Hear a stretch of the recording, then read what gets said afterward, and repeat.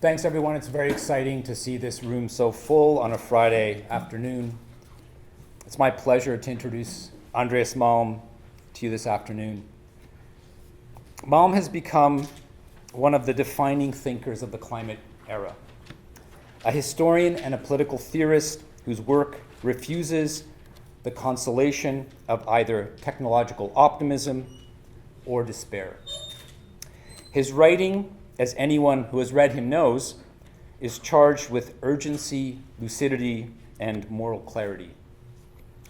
Malm's work circles around a set of urgent and interlocking questions: how to end fossil capitalism before it ends us, how to explain the paralysis of societies that know but cannot act, and what kinds of politics, emotion, and collective force might still be capable of breaking the carbon habit.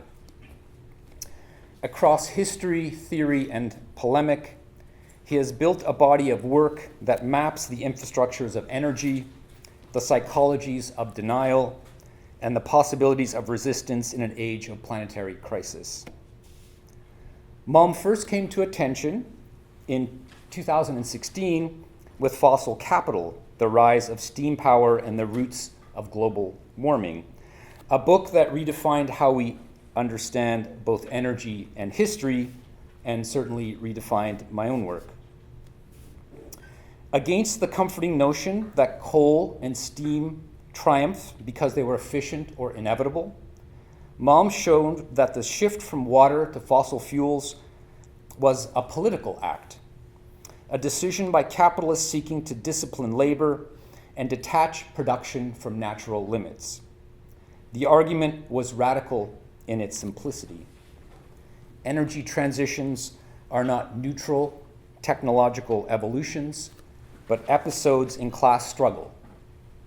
In one stroke, fossil capital turned energy history into political history and made it impossible to think of climate change as a story of collective human failure. It is rather a story about specific relations of domination and forms of power they sustain. In the years since, Malm's books have traced fossil capital, the dense mesh of economic, ideological, and political structures that tether us to the combustion of the earth. In his 2018 book, The Progress of This Storm, he mounted a ferocious critique of fashionable theoretical turns that blur distinctions between nature and society, and so obscure the human agency behind planetary breakdown. In Corona Climate Chronic Emergency in 2020, he asked why governments that could lock down economies overnight for a virus refused to act with comparable urgency for the climate. White Skin, Black Fuel, in 2021, co-written with the Zetkin Collective, mapped the marriage between fossil capital and the far right, showing how reactionary movements now defend oil, coal, and gas as emblems of sovereignty and national identity. And in 2021, How to Blow Up a Pipeline, Malm argued that climate movements needed to rethink their strategy because pacifism alone would never confront the power of fossil capital. In conversation, Malm often describes himself not as a theorist, but as a historian with a taste for polemic.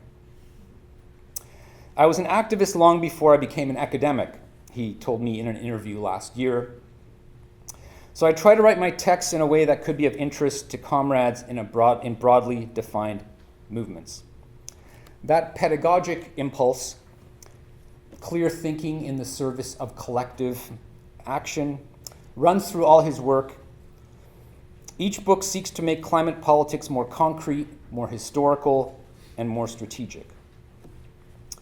His most recent collaborations with Wim Carton, Overshoot: How the World Surrendered to Climate Breakdown in 2024, and The Long Heat: Climate Politics When It's Too Late, released just yesterday and available outside.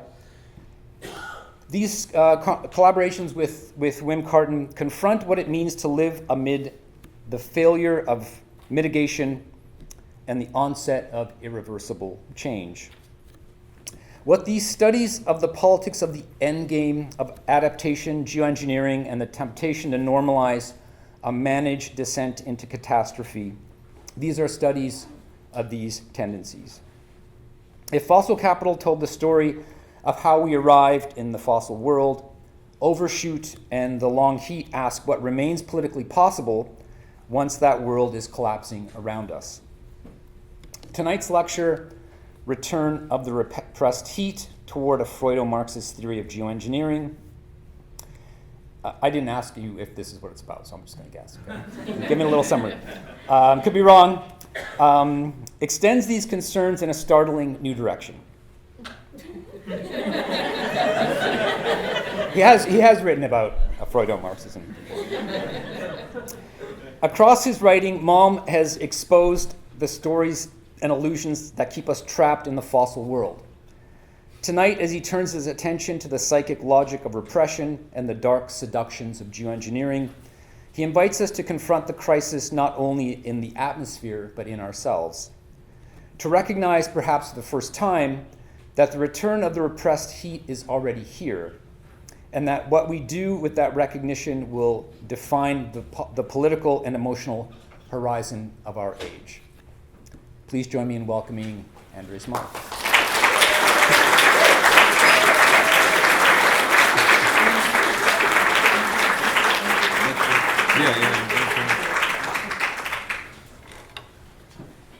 Can you hear me? Yeah? Okay. Thank you. Yeah, I have to begin by expressing my deep gratitude for the invitation to give this lecture, of course, and spend some days in the company of all this critical intelligence that you have here in Toronto. Thanks to the Center for Comparative Literature, to the Institute for Environment, Conservation and Sustainability, to Imre and Konrad and everyone else who has made this trip possible, and thank you for this incredible introduction. So the talk I am going to give today will be based on this book that Imre mentioned, the Long Heat, which has 3 parts, one on adaptation, one on carbon dioxide removal, and one on geoengineering. And it is some material from this last third part that I will draw on. Now the problem, of course, is that there's only so much you can say in about 1 hour, and the book is awfully long. It's more than 650 pages, footnotes included, so there will inevitably be a loss of facts and data and nuance here, not to mention references, and some concepts taken from the book will have to be left unexplained. I hope you can still make sense of the argument, and that I can clarify points during the discussion if needed. We have a chapter in this book called Towards a Freudo-Marxist Theory of Geoengineering that forms the basis of most of what I will say. Should anyone be interested, it contains a more detailed and comprehensive version of the argument I will outline. So in terms of theory, this will be an attempt to understand one specific emerging technology, solar geoengineering, with the help of Freudo-Marxist theory. But to make it comprehensible, I will have to spend some time on the empirical matters of the development of this technology before trying to sketch a theory of it. More precisely, this project is situated in the tradition of critical theory, the key sources being Theodor Adorno and, to a somewhat lesser extent, Herbert Marcuse, and their reception and reworking of psychoanalysis, as well as the thinking developed by the second generation of political Freudians, people like Edith Jacobson and Otto Fennekel. Old heroes like these are now having a moment in the sun. There is a resurgence of interest in radical psychoanalysis in general and the synthesis of psychoanalysis and Marxism in particular. A wave that can be seen in journals such as Parapraxis and Salvage, in the work of comrades such as Hannah Proctor and Richard Seymour, in the output of scholars ranging from Lara Sheehy to Adrian Johnston. And there is no mystery about this wave.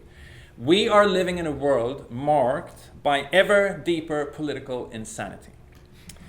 We find ourselves in a situation similar to that faced by the young scholars who created a critical theory in the 1920s and 30s. Marxist political economy remains indispensable for understanding what is going on, but it is not sufficient. It has to be enriched with the theory that originates in the work of Sigmund Freud. Just look at what's been going on in the past few days when world politics to an unprecedented degree has come to revolve around the psychic needs and impulses of one individual. We seem to live in hyper-Freudian times. Which is not to say that everything is now about one person. To the contrary, we are in a conjuncture with exceedingly deep anchors in social structure. The surface phenomenon, the sheer superficiality of this one man, corresponds to an almost immeasurable structural depth. A first aspect of this conjuncture, as in the interwar period, is the rise of the far right. A second aspect is genocide. The first advanced late capitalist genocide, a collective effort by the Euro-American dominant classes to extinguish all Palestinian life in Gaza. A third, and this will be in focus here, although I believe that all these aspects are related to one another, and I will try to gesture at some of the intersections and articulations. A third aspect is the escalating denial of the climate crisis. It reached some sort of peak so far, but I'm sure there are more peaks ahead, when the aforementioned individual spoke to the United Nations General Assembly the other week. I'll just give you some tidbits. Quote, "Climate change is the greatest con job ever perpetrated on the world. All of these predictions made by the United Nations and many others were wrong. If you don't get away from this green scam, your country is going to fail. I love the people of Europe, and I hate to see it being devastated by energy and immigration. This double-tailed monster destroys everything in its wake. The carbon footprint is a hoax made up by people with evil intentions, and they're heading down a path of total destruction. Immigration and the high cost of so-called green renewable energy is destroying a large part of the free world and a large part of our planet. You need strong borders and traditional energy sources if you're going to be great again." This kind of rhetoric is, of course, standard Trump fare, but what is noteworthy is that he is ratcheting up and doubling down. And what is perhaps even more remarkable is that the same kind of rhetoric is coming to dominate European politics. Europe has long been regarded as the reliable readout of sanity when it comes to climate, an antithesis of the US, where no one denies the existence of the climate crisis. But one European country after another is falling to explicit, literal climate denial of the Trumpian kind. Sweden, Germany, the UK, these are just some of the countries where far-right forces are surging and setting the political agenda and doing everything they can to reverse whatever little progress has been made on climate mitigation. I don't have the time to go into the various national details here, just to say that Trump is not an aberration. Trump is the mouthpiece of this conjuncture. The second version of Trump is the authentic representative of a moment when climate action is plunging down the agenda. Never before in recent memory has it been so downrated and downgraded and ignored as now. The order of the day, and I have been told that this goes for Canada too, is maximum extraction of fossil fuels and après moi le déluge. We are rushing across the 1.5 degree threshold and towards 2 degrees, and at no point in the past couple of decades has climate attracted so little attention. It is drowning in the din of attacks on immigrants and the elimination of the Palestinians and various forms of inter-imperialist rivalry, which does not mean, of course, that the problem as such is going away. To the contrary, escalating denial is the guarantee that climate breakdown will explode in our faces. And then something will eventually have to be done about it. We are living in what women I call the overshoot conjuncture, the period in time when the dominant classes demonstrate their constitutional inability to shut down the drivers of global warming in the face of fast approaching limits. And then this inability has to be converted into other projects for managing the fallout. So imagine that global heating is left untreated. This is easy. It is easy to picture the storm continuing to progress like it has for years now. But for how long before something larger breaks? One day it might reach a pitch of intensity that makes the inert order of capitalist society snap. People in charge could suffer a panic attack. Something has to be done immediately to get this situation under control. We can imagine the activation of some tipping point in the climate system having this effect. Perhaps an ice shelf too large to disregard breaks off, or the AMOC goes down, or the Amazon bursts into flames. Or it could be some localized event. Imagine Los Angeles is consumed by a firestorm larger than what we saw back in January. Or Miami is lost to the waves of a hurricane. Or the next flood season in Europe drowns the capital city. Any number of events can cause a fit of terror in high places. All that is needed for the heating to keep progressing, and then something will, sooner or later, create what we might call a control emergency. A control emergency would be one where dominant classes experience an imminent loss of control due to some events in the realm of climate and look around for an instrument by which to re-establish it and get back to things the way they were before. What might they find?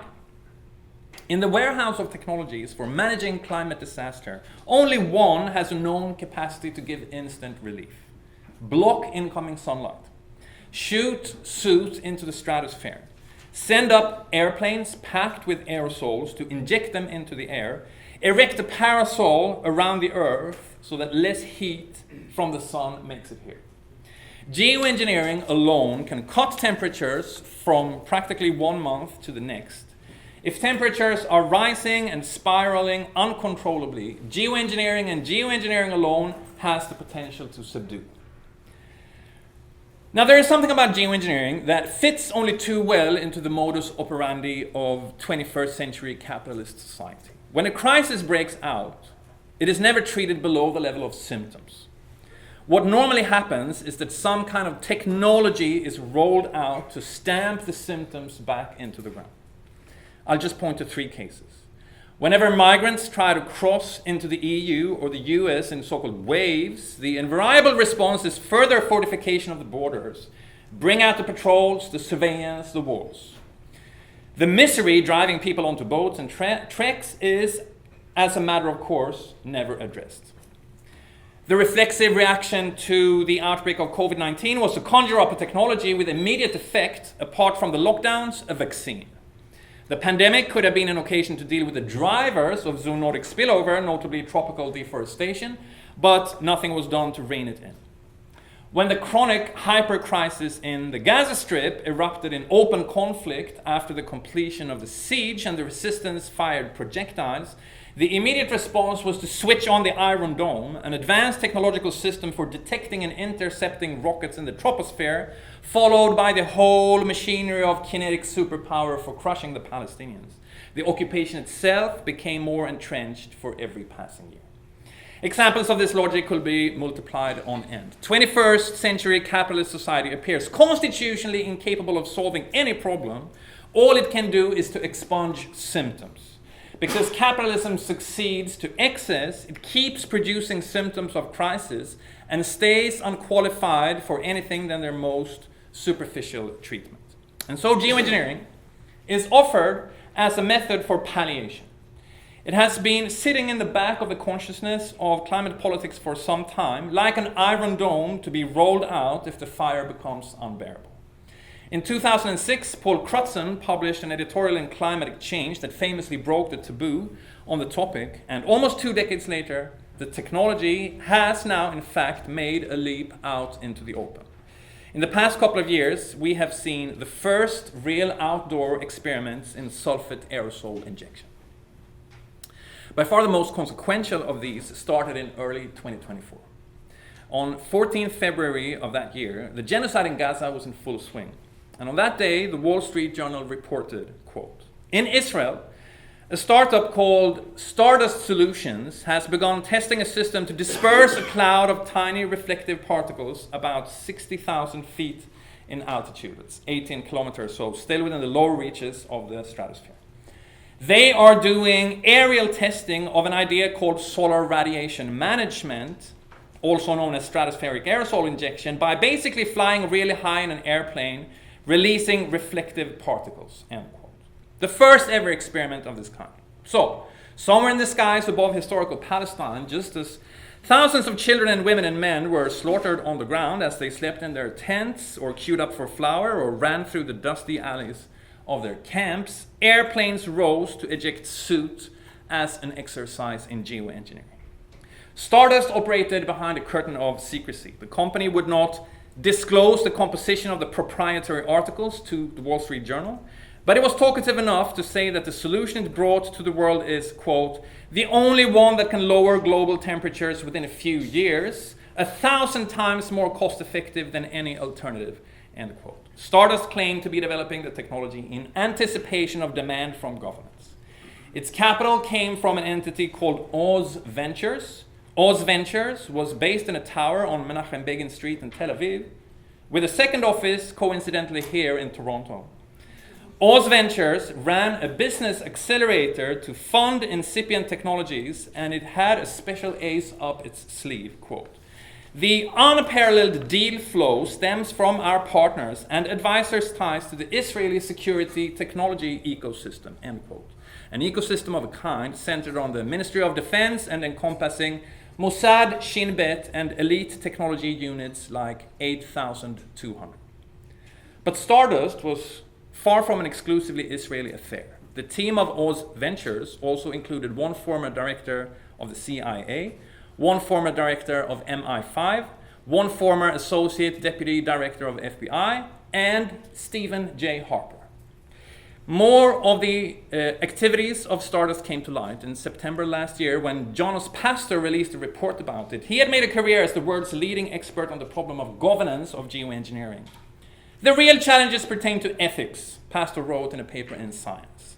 Overshoot drove the technology to the top of the agenda. Problems then arose. Quote, who would control the global thermostat? Who would decide whether or not one or more actors could attempt a large-scale outdoor experiment to reflect sunlight back into space, based on whose authority or legitimacy, using whose data, and under what conditions, end quote. Soon after writing these words, when the genocide was underway, Pastor decided to join Stardust as a consultant, and in September last year he released his verdict in the form of a report about how this Israeli company had conducted unannounced low-altitude flights. It had designed, manufactured, and tested an engineered particle, and Pastor considered it a success story. Stardust has made significant progress in addressing the primary technical challenges of stratospheric aerosol injection, and there was more to come. Soon his colleagues in the company would upgrade the prototype airborne dispersion system to an operational level and validate their capabilities in high-altitude aerial monitoring experiments. In the entity from which Stardust took off, only one institution could possibly supply the jets required for such tests, the Israeli Air Force. This is how the idea of geoengineering was first brought into the material world. But a long period of incubation led up to this point. Concrete techniques for manipulating the amount of incoming sunlight were studied on paper, on screen, for half a century before the first experiments. In the past 5 years, with the end of the wave of climate mobilization and the onset of the overshoot conjuncture, a number of key state apparatuses have begun to gravitate towards support for geoengineering, or at least as a necessary preamble, research into it. There have been various initiatives launched by branches of the American state, and earlier this year, the Advanced Research and Invention Agency, or ARIA, of the UK government announced that it will soon conduct outdoor experiments. This ball is now rolling, and it is rolling fast. Solar geoengineering is becoming a respectable idea, The Economist happily proclaimed in 2023. And there can be little doubt about the deeper cause of this trend, the overshoot conjuncture itself, the transgression of the 1.5 degree limit, and the structural position of geoengineering in the repository of responses. An iron dome for the planet is under construction, and there is now a sense that every month of continued denial, every year of unmitigated disaster, sees another initiative for bringing it closer to deployment. The basic physics are well understood. Aerosols suspended in the sky stand in the way of rays from the sun. They scatter the incoming sunlight down to the sides and back into space. It follows that if more particles of this kind are lofted from the ground and into the atmosphere, more solar insolation will indeed be intercepted. Temperatures on Earth will fall. The most certain outcome would be global recooling, or, depending on the level of ambition, decelerated or annulled warming.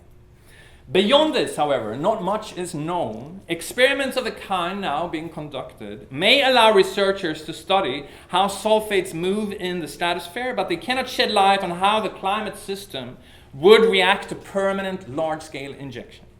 If one had access to several Earths, one could engineer the atmosphere of some and not others and compare the results. But unfortunately, the universe does not allow for such testing, which means that any advanced knowledge about the mechanisms of geoengineering will be theoretical. The only empirical field trial would be full implementation. Scientists are therefore left with climate models in computers and other roundabout exercises for studying at least the rough contours. Now, this research has thrown up a whole catalog of potentially catastrophic side effects of geoengineering, and here I will have to direct the interested listener to our book or some other source, but just to list some of the main concerns. Solar geoengineering would flatten the latitudinal gradients in the climate system and level the seasons, scrambling weather regimes and causing all manner of secondary chaos. Precipitation would drop, with regional droughts and desiccation. Most disconcertingly, the monsoon system on the Indian subcontinent would likely collapse. Solar panels would be starved of sunlight, the skies would take on a whiter hue, air pollution would soar as soot drizzles down to earth, the ozone layer would be depleted, and so on and so forth. There is no end to this list. More side effects are being discovered in model simulations every year. And as a general rule, every negative consequence of geoengineering will worsen the longer it goes on and the larger the quantities of sulfates injected. In the beginning, they may not be much of a trouble. Insofar as there are positive effects, they will come early on. After the first year of flying rounds, the accomplishments are likely to overshadow any byproducts on the horizon. But if the mission goes on, the side effects will start to kick in. There is consensus about a law of the tendency of side effects to rise. But none of these risks approach the enormity of a sudden termination. Imagine it is the year 2130 and a geoengineering operation has been going on for a century. Heat latently stored in the atmosphere has been masked by flights continuously shooting out soot. The radiative forcing of the accumulated CO2 has been cancelled out. But then something or other happens and geoengineering is abruptly terminated. The mask is ripped off, all the pent-up heat set free to do its work. This is known as the termination shock, a risk inherent in the constitution of the technology. Because aerosols naturally drift back to Earth, and insofar as their function is to undo the damage of the emissions, any interruption of the injections would set off this shock. There would be a pulse of warming as the repressed heat returns in full force. How bad could it be? If injection is called off from one year to the next, the ensuing spike in temperatures is likely to be exceedingly extreme. The heating would be several times faster than what any pre-geoengineering business as usual could achieve on its own. We are talking about average temperature on Earth jumping by perhaps half a degree per year or 4 or 5 degrees per decade, a heating so precipitous that it would have no precedent in the geological history of climate. To such a shock, no ecosystems and precious few species could adapt. Birds, fish, reptiles, mammals, none would have experienced climate dislocation at anything near this velocity. Humans would only be marginally better off. Planting crops when temperatures shoot up from one season to the next is pretty much a pointless endeavor. In a world of 3, 4, 5 degrees of warming per decade, food supplies would dwindle. Alongside nuclear winter and hothouse Earth, this is the most apocalyptic scenario known to climate science. How can we understand this with the help of theory? There is now a budding psychoanalytical literature on the climate crisis. Its foundational insight, somewhat like the equivalent of the greenhouse effect in the physical science basis, concerns denial. The progression of this crisis is constituted by denial. It originated in and is perpetuated and aggravated by denial in multifarious forms. In a powerful meditation on how it can work, Lee Zimmerman draws on the dream of the burning child reported by Freud in the interpretation of dreams. A father has been watching his feverish child's sickbed for days and nights on end until the child dies. The father then moves into the next room to a bed from which he can see the corpse lied out between tall candles. After a few hours of sleep, he, quote, dreams that the child is standing beside his bed, grasps him by the arm, and whispers to him reproachfully, "Father, don't you see I'm burning?" End quote. In Zimmerman's reading, the child's question captures the essence of the denial of the ongoing catastrophe. Don't you see that I'm burning? The red-hot child asks the father, tugging him by the arm, entreating him to open his eyes and intervene before it is too late and the body is consumed, but despairing about his willingness to do so. Is he even mentally present there at the bedside? Or has he turned away from the trauma in front of him? The essence of denial on this view is the shutting out of a reality too painful to take in. The climate catastrophe is a trauma in motion, and like the father in the eyes of his dying child, people in capitalist society respond by turning away from it. They develop a myriad of strategies for knowing what's going on and at the same time not knowing. They keep on living as usual, as though nothing deeply troubling was happening in front of their eyes, no child set on fire, and only because they behave in this fashion can the burning progress towards its end. Had they intervened in time, they could have doused the flames. Such denial is a psychic process at the level of the individual, but above all, and on this, the literature is in resounding agreement, it is organized or produced by material and ideological processes distinctive to a capitalist society based on fossil fuels. Denial is not an idiosyncrasy or private pathology, but a certificate of membership in this particular society, a kind of credit card necessary for moving around in it and accessing its commodities and living without going nuts. The dream of the burning child also forms a starting point for Alenka Zupancic in her recent essay Disavowal. Like Zimmerman, she reads it in the light of the ongoing heating. Actual fires now burn across the planet. They are fueled by the central inner fire of fossil fuel combustion. From cause to symptom, fire is the element of this crisis. Closely related to denial, the mechanism of disavowal has a logic of I know well, but all the same, on the pattern of the dream of the burning child. But a different reaction was all the time possible. There is in the Freudian Ov another dream mentioned by neither Zimmerman nor Zupancic that forms a startling counterpoint to that of the burning child. It appears in perhaps the most famous or infamous case history of Dora, who tells Freud, I quote, "First dream. There is a fire in the house, said Dora. My father is standing beside my bed and wakes me up. I dress quickly. Mama wants to save her jewel box, but Papa says, I don't want to burn with both my children because of your jewel box. We hurry downstairs, and as soon as I am out of the house, I wake up." End quote.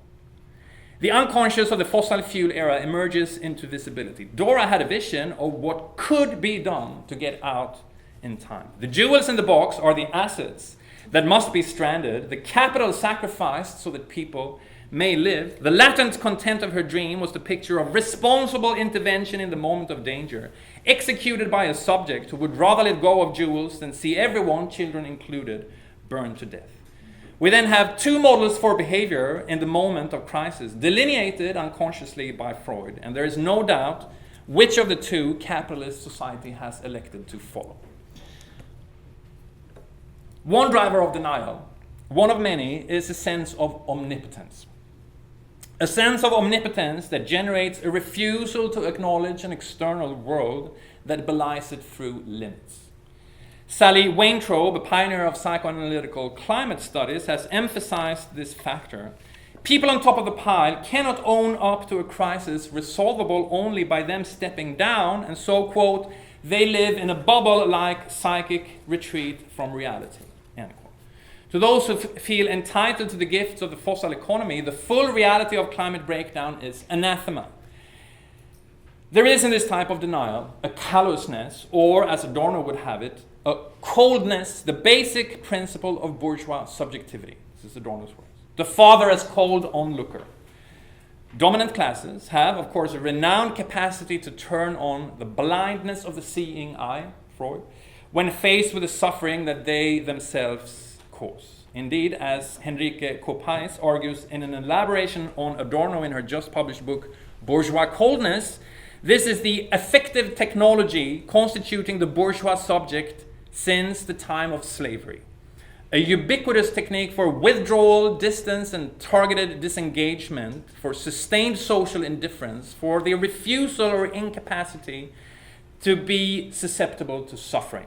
These are her words. Without which capitalist society would simply cease to function. The bourgeois subject has had to ignore generations of burning children to maintain ownership of the earth.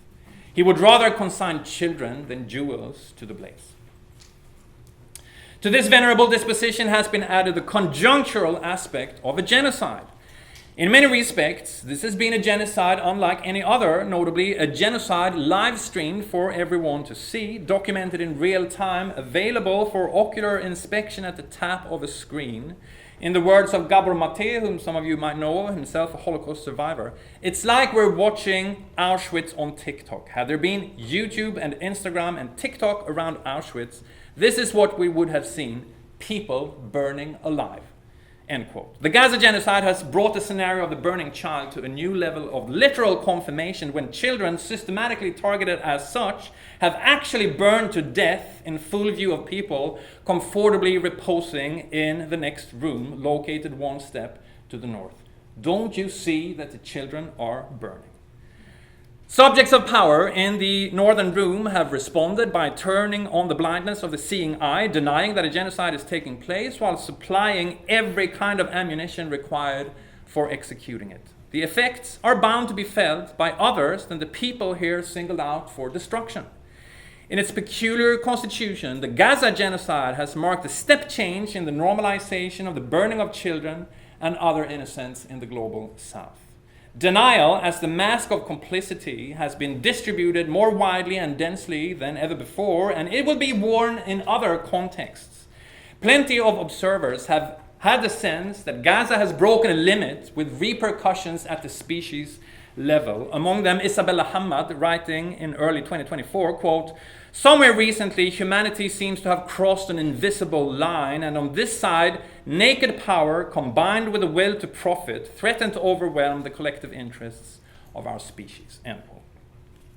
The same psychopolitics is then applied to the reality of global heating. The bourgeois subject puts its well-honed and recently updated effective technology to work and re-enters a state of denial.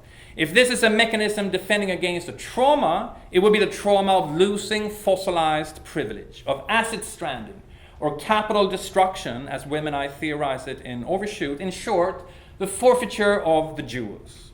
There is a fairly famous photograph that you might have seen that I think deserves iconic status, depicting three golfers, calm and composed to all appearances, putting while the hillside behind them is aglow with fire.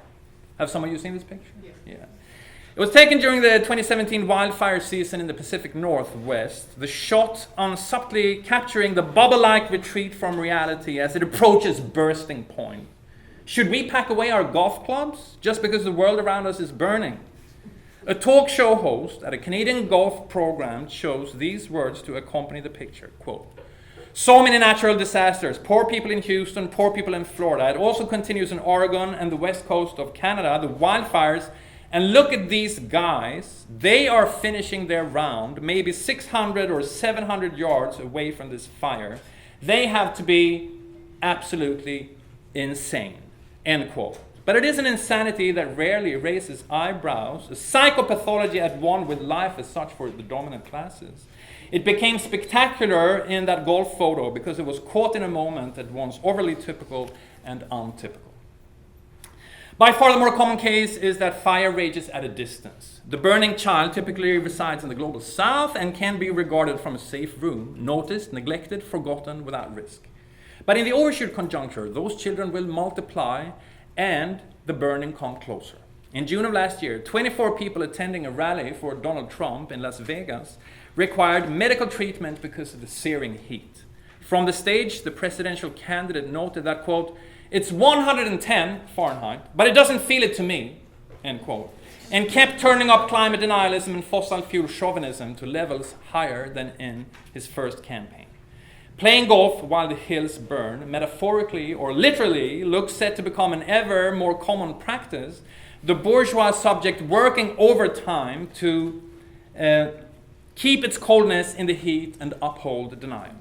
This is the thrust of the offensive that we've been seeing in the second Trump presidency. Denial as aggressive praxis and ideology, such as in the concerted attacks on basic climate research, eyes actively closed, curtains drawn before the sight of the burning child, the man putting the cords to golfing president himself. But again, Trump is only the high priest of a society-wide psychopathology of everyday life, to quote Adorno. In the minds of the subjects, a bourgeois society will choose total destruction, its objective potential, rather than rise to reflections that would threaten its basic stratum. End quote. Denial is a structural condition in a capitalist society making its way towards unmitigated breakdown. The literal denialism of the far right is the crystallization of this condition, but denial encompasses a much wider set of practices than presidents and their crowds hooting about hoaxes and frauds. We can here follow the taxonomy of denial developed by Stanley Cohen in his classic States of Denial, knowing about atrocities and suffering, based coincidentally on his studies of how the Israeli public denied mass torture and other forms of oppression during the First Intifada.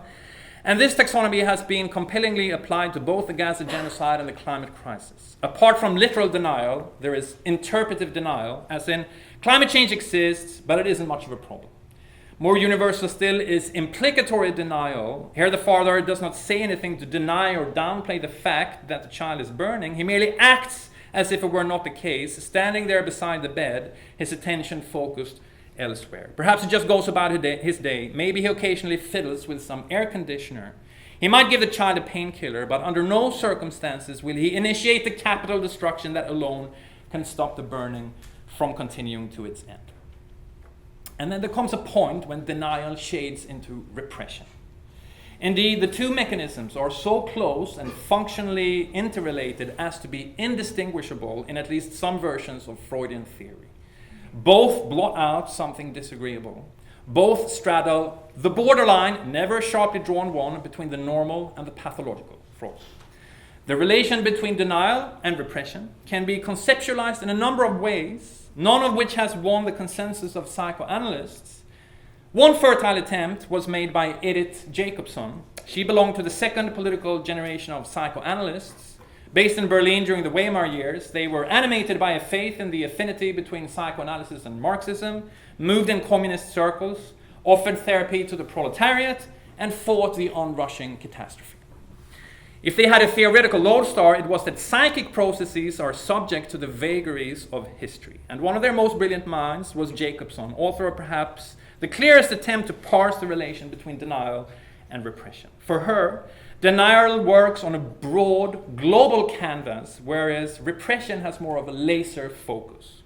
Most significant for our purposes, there is a chronological and causal relation between the two, I quote. Clinical observations leave no doubt that denial is a more archaic, more primitive, and historically earlier mechanism than repression. In fact, it's forerunner. Denial will normally prepare and assist repression, end quote. So repression succeeds denial in the struggle against reality and lends it finer precision. It is because denial has ruptured the relation between ego and reality that repression comes into play as a successor, a more diligent executioner of the task. Or denial is a spontaneous drift away from the disagreeable, while repression sets up a more stable apparatus to screen it out. While these distinctions have not been unanimously accepted in psychoanalytical theory, the basics of repression are not in much dispute. And here we might return to the founding father. The essence of repression lies simply in turning something away and keeping it at a distance from the conscious, writes Freud, immediately suggesting an overlap with denial.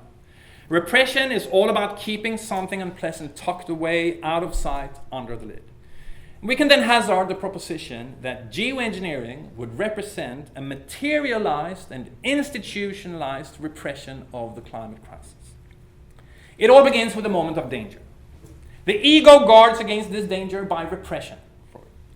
Called forth by a drive internal to the ego, some menace is breathing down its neck. There has arisen a clash between drive and reality that is dangerous to the ego, who reacts by freeing itself from the contradiction through an act of fleeing or flying away. Repression, Freud stresses, is an attempt at flight. And one is here tempted to see the aviation technology of geoengineering literally fulfilling the scenario. In his characteristic blend of psychology and thermodynamics, Freud conceives of the drive as a quantum of psychic energy pushing against the surrounding world, and when the energy reaches a certain level of intensity, the conflict becomes active, and precisely this activation elicits repression. We recognize here the control emergency and the decision to deploy. This is the moment when the flames from the child have leapt onto the clothes of the father, or when the wildfire has entered the lawn and the grass itself starts burning. Now something else has to be done. To endure, denial must make the leap into repression. But the repressed energy does not thereby go out of existence.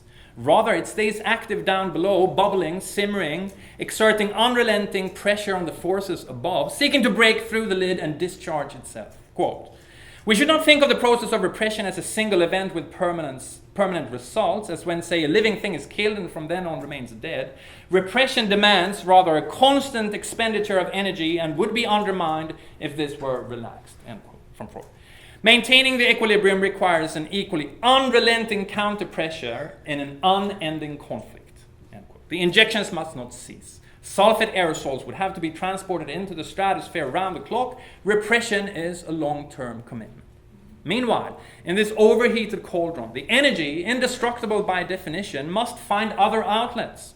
They can appear far removed from the original source. The negated energy succeeds in getting its way by certain roundabout paths, Freud writes, but not without submitting to some distortions. Here come the side effects: the fractured regional climates, the lacking rainfall, the diffuse sunlight, the white sky, and all the far-fetched rest. The repressed material proliferates in the dark, so to speak, and find extreme forms of expression, remote derivatives that can take the subject and those around her by surprise. They too must be dammed up through new rounds of repression. But in the end, all of this, of course, is in vain. Quote, "A ceaseless struggle is being waged against the repressed, in which the repressing forces steadily lose ground." End quote. Ultimately, the defenses fail. The more heavily the dam is reinforced, the greater the pressure, until there is the inevitable return of the repressed. And of this, science knows no better picture than the termination shock. The return of the repressed takes place at the fearful turning points of history, notes Marcuse. And the research has described in some detail what it would look like. Geoengineering does not address the causes of global warming.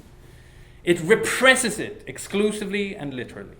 It maps nearly perfectly onto the Freudian model of repression, but the point is not merely the formal resemblance or isomorphism. Rather, geoengineering should be seen as a substantive instance of repression by dint of its functional relation to denial.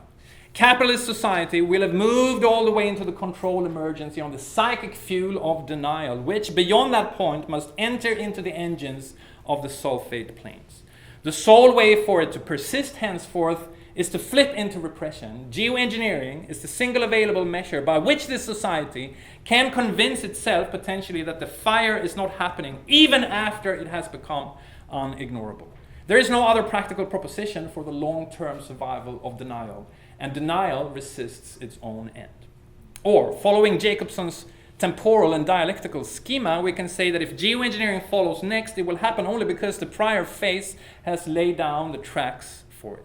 So strong as to drive society into the emergency, denial will also determine the technology for treating its symptoms. Denial is the forerunner, in Jacobson's words, preparing and assisting in initiating the higher phase of repression with its finer precision and more stable apparatus. Precisely because it is this fuel that has taken society so deep into the conflagration, we should expect its energies to flow over into the emergency response and upgrade themselves into an unrelenting effort to keep the heating at a distance. If we accept the finding that denial is constitutive of the climate crisis, we must also anticipate that it will impregnate geoengineering, which would be merely a continuation, a transmutation of the processes that have brought the catastrophe about. If the control emergency is the eye of a needle for denial, it and the rich man can enter only by actually suppressing climate change through technologies that make up means of repression. Now, since this is supposed to be a lecture in literary theory, I should perhaps relay our one model from literature for this kind of repression and the symptom formation it produces, namely Macbeth, where Lady Macbeth obsessively washes her hands to remove the stain of blood from various murders.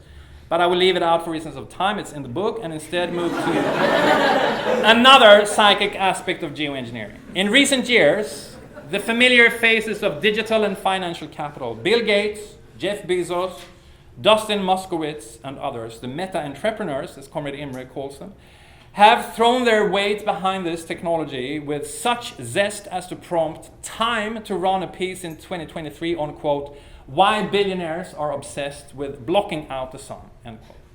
The magazine took a sneak peek into the souls of such men.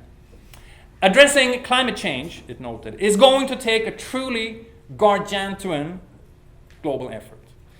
There will have to be, quote, fundamental changes around what and how we consume, and understanding that society can't simply exist as a project to extract ever greater quantities of resources without eventually hitting some sort of wall. If your life story involved working really hard on some stuff in your 20s, and then it is paying off so substantially that you're able to spend the rest of your life working on passion projects while everyone around you tells you what an awesome, cool genius you are, you're probably not, on a fundamental level, too excited about some sort of society-level change. In your experience, things have worked out really well, so therefore the thing we've got going right now is probably pretty good. But also this climate change stuff is definitively not good. What to do? Solar geoengineering can seem like an answer to that question. With this paragraph, the #1 mainstream magazine outlined the rudiments of a Freudo-Marxist theory of geoengineering. This technology speaks to the psychic needs of the dominant classes. The sharp limits in the climate system and the infinite drives of capital accumulation are locked in absolute contradiction, because members of the dominant classes have a deep libidinal investment in the drives. They will favor a technique for managing the climate that does not require them to be restrained or relinquished. Even the casual American reader of news stories can see the intuitive appeal of this theory.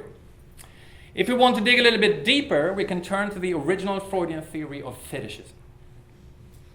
Freud wondered why some people value their sexual fetishes so highly, and his answer came from the penis. More precisely, Freud imagined a little boy who discovers his mother's genitals for the first time. There's no penis there.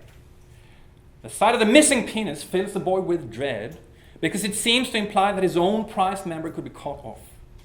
This thought is too much to bear. To absorb the perception of the absent phallus without succumbing to a paralyzing fear, the boy seizes upon some other object, becomes smitten by it, and charges it with enduring libidinal energy. A fetish has arisen like a phoenix from the horror of castration. It protects the boy from the possibility and assures him that the penis is still there, relieving him from the implications of what he has seen.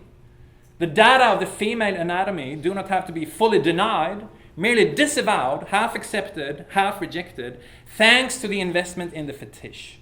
It attains immeasurable value. This would seem to be Freud at his cookiest and corniest. The evidence for boys reacting with such fright the first time they spot their mother's vaginas is apocryphal, to say the least. Phallic monism, both sexes defined by the male organ, in its presence or absence has its fairly widely known problems. In States of Denial, Cohen acknowledges this particular Freudian theory as the source of modern thinking about denial, only to ridicule it as hopelessly gnostic and obscure. Yet shorn of literalism, it might hold another key to the psychology of geoengineering. Wim and I have argued that fear of capital destruction is a form of castration anxiety. In the reality of climate breakdown, the bourgeois subject discerns the specter of losing his most valuable objects. Geoengineering arises as, to quote Freud again, a token of triumph over the threat of castration and a protection against it. Along the lines described by Freud, it becomes a fetish, a highly valued compromise solution, enabling the subject to register the grim situation while keeping his objects intact. The ego has been split in two, one part accurately perceiving how bad the heating is, the other refusing to sacrifice value to this reality. And to sustain the refusal, quote, he takes hold of something else instead, a part of the body or some other object, and assigns it the role of the penis, which he cannot do without, end quote.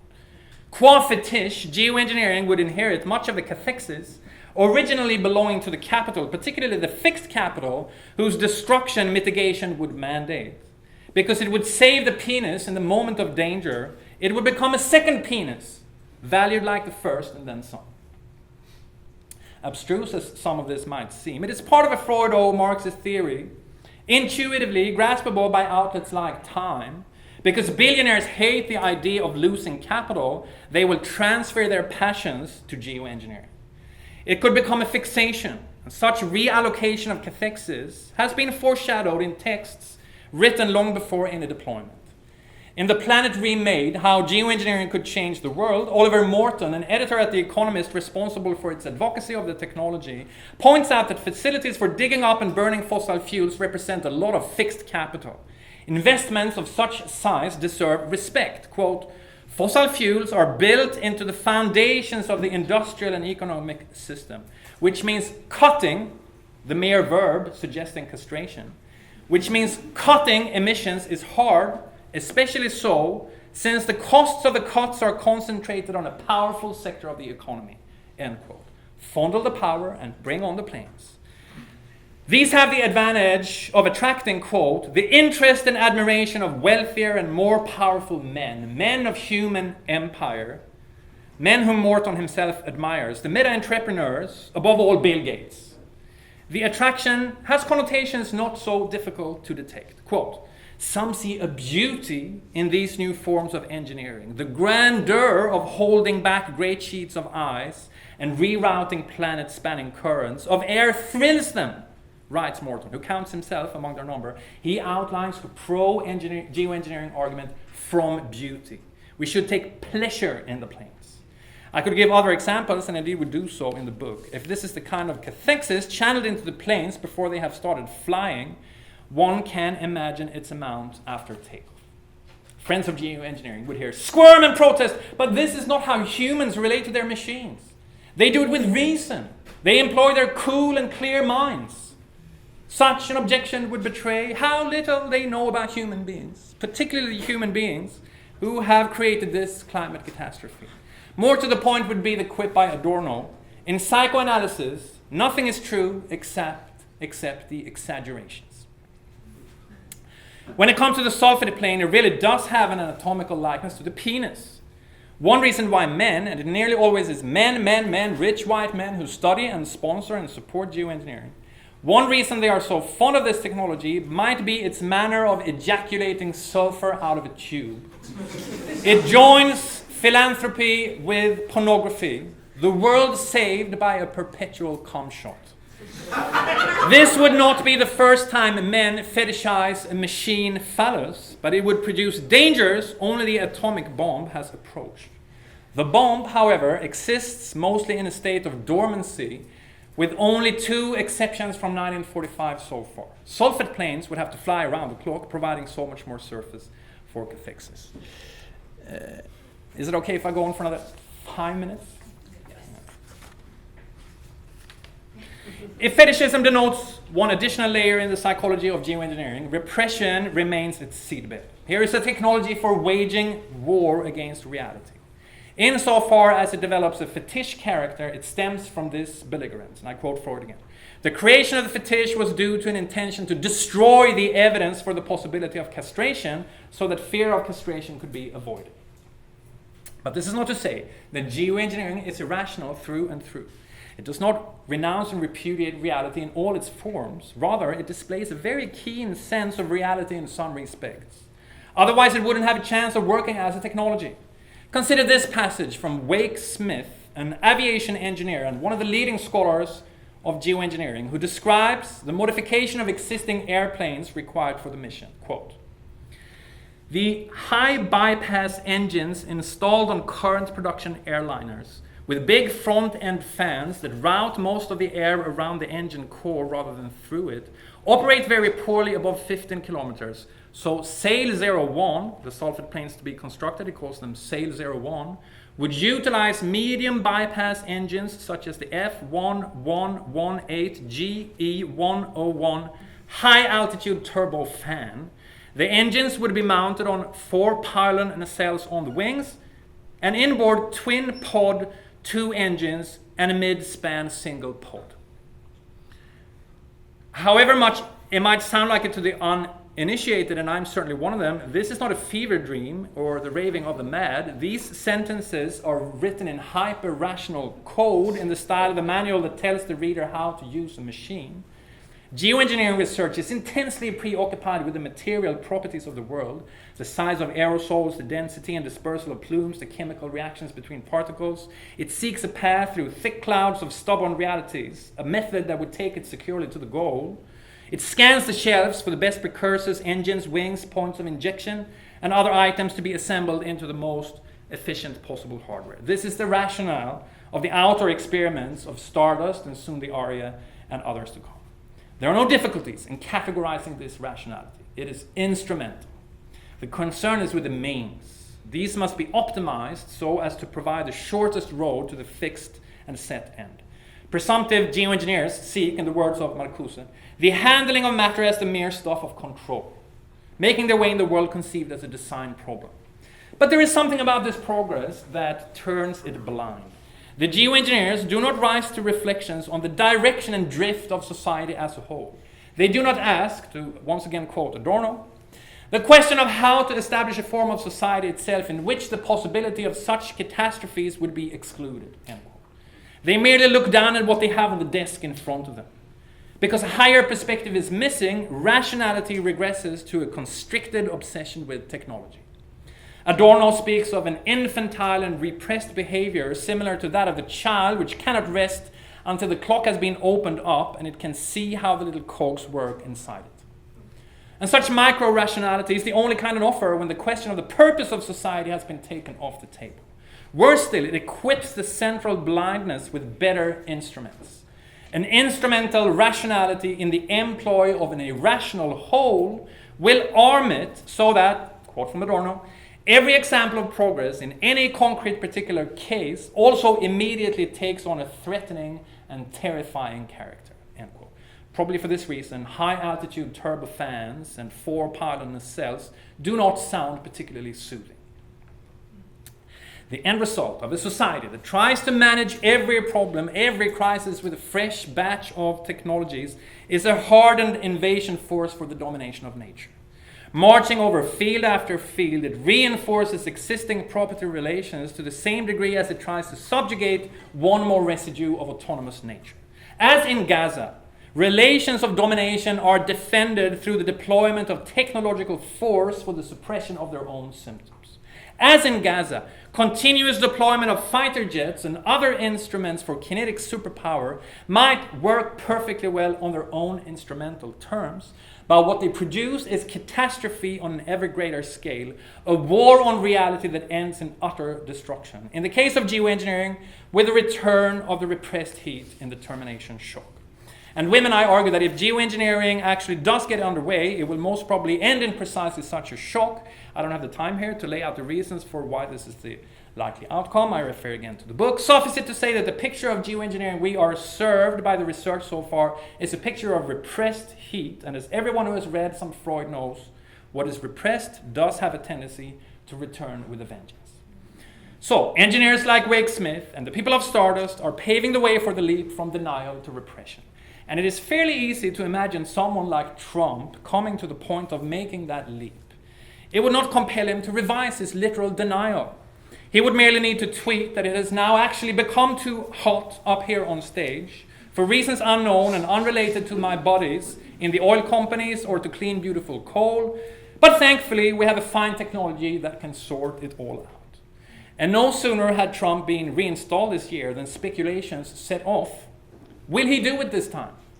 Writing in The Conversation in February, 2 British champions of geoengineering welcomed the scenario. The progression of the heating as such increased its probability. Quote, extreme weather will become harder to ignore.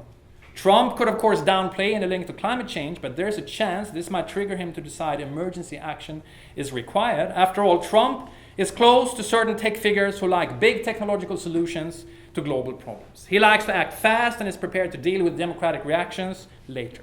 In those circumstances, he might feel that we should do whatever it takes to deploy new climate-saving strategies at speed. End quote. With enough spurs from wildfires or hurricanes, these two researchers concluded the 47th president may well instruct Pentagon to load its fighter jets. Richard Haas, an elder of the US foreign policy establishment, likewise looked forward to geoengineering now having its moment. With Trump back in power, the silly illusion of a transition was finally punctured. Quote, fossil fuels will be here for decades to come. The good news, though, is that a range of potential initiatives that are consistent with the Trump administration's priorities could still slow climate change, end quote. Above all, the sulphate planes, which would not collide with a car accelerating out from the White House. Here is a way he can act on it, Haas wrote. But this is not a question of Trump, once again, as an individual. Perhaps it will rather be the 48th or the 50th president who will do it. Anyone of a similar bent taking the helm at an even later stage of warming would be still more prone to geoengineering. I'm almost done. If denial is the psychic crude of this crisis, repression is becoming the high-octane jet fuel. But this raises some general questions regarding the psychic life of technology. And here we might quote Marx for a change, one of his most classical statements about the differentia specifica of human technology.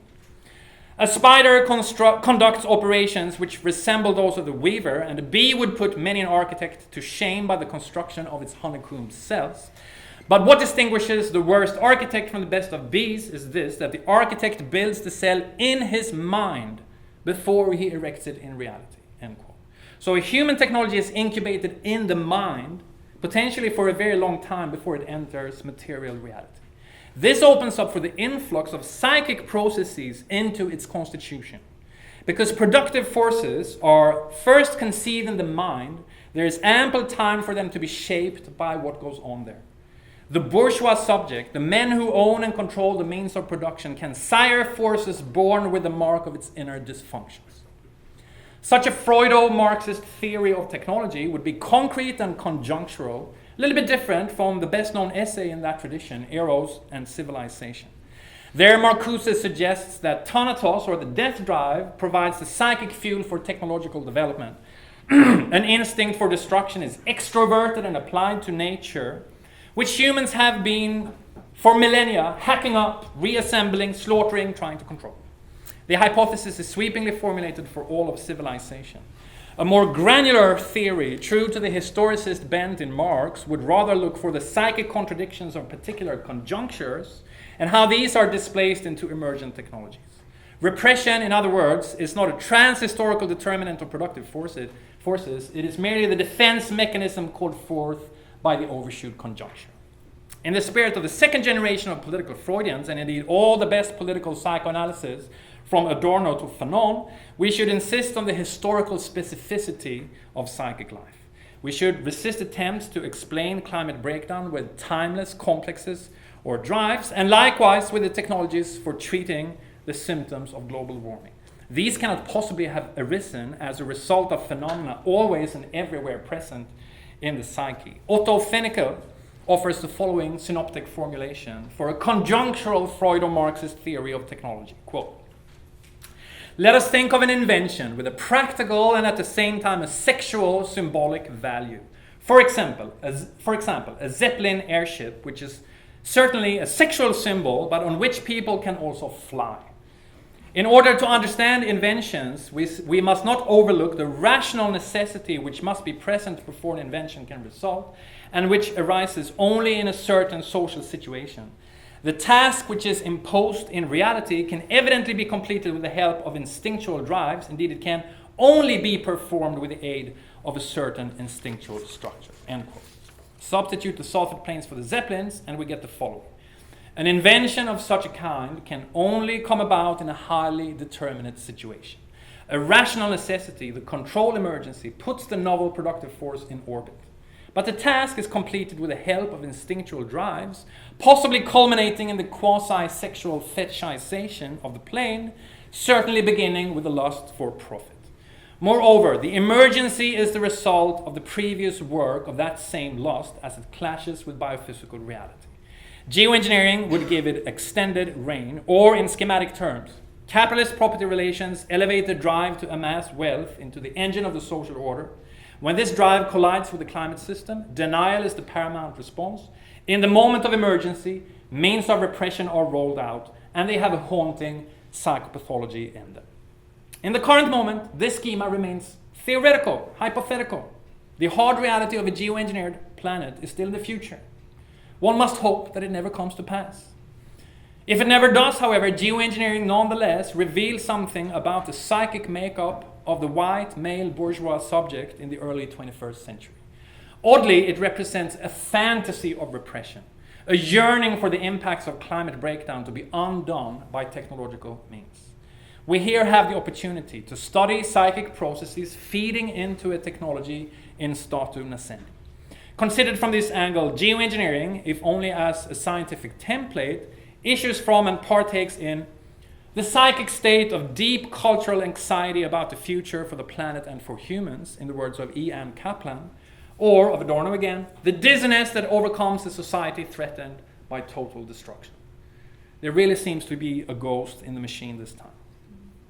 If we accept the insight that the progression of the climate crisis is constituted by denial, psychology really ought to have an authoritative position in research on geoengineering. In Adorno's words, the realm specific to psychology is the realm of irrationality. And the climate crisis is a journey ever deeper into that realm. Insofar as reality is determined by irrational forces, positing a rational world means departing from that reality, while thereby also sinking headlong into it. Truly rational research on geoengineering would zoom in on the irrational.